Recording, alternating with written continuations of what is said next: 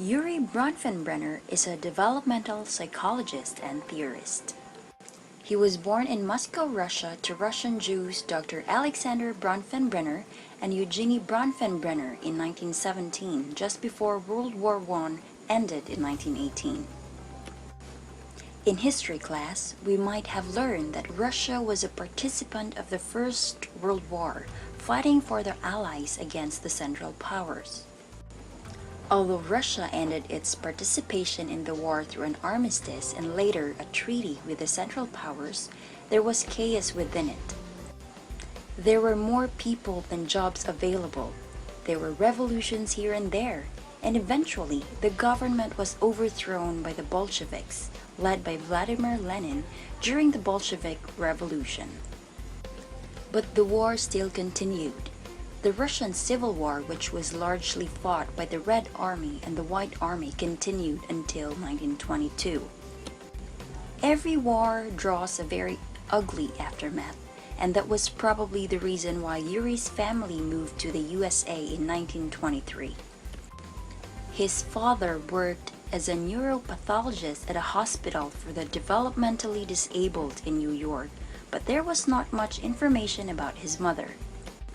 He went to good schools from 1936 to 1942, in Cornell, where he completed a double major in psychology and music, in Harvard, where he took up a master's degree in developmental psychology, and in the University of Michigan, where he completed his PhD.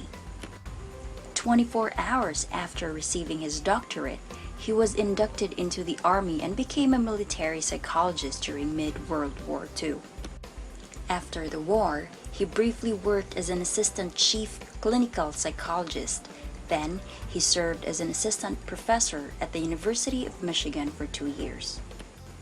He decided to move to Cornell University as an assistant professor in 1948, where his research focused on child development and the impact of social forces in it. He testified before a congressional hearing about an anti-poverty bill, stating that measures should be directed towards children in order to reduce the effects of poverty of developing persons. Thereafter, he was invited to a federal panel to discuss child development, which led to the creation of the Head Start program in 1965.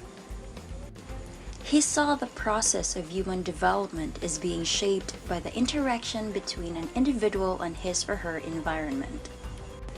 But then, in 2005, he died at 88 due to complications with diabetes. Created using Powtoon.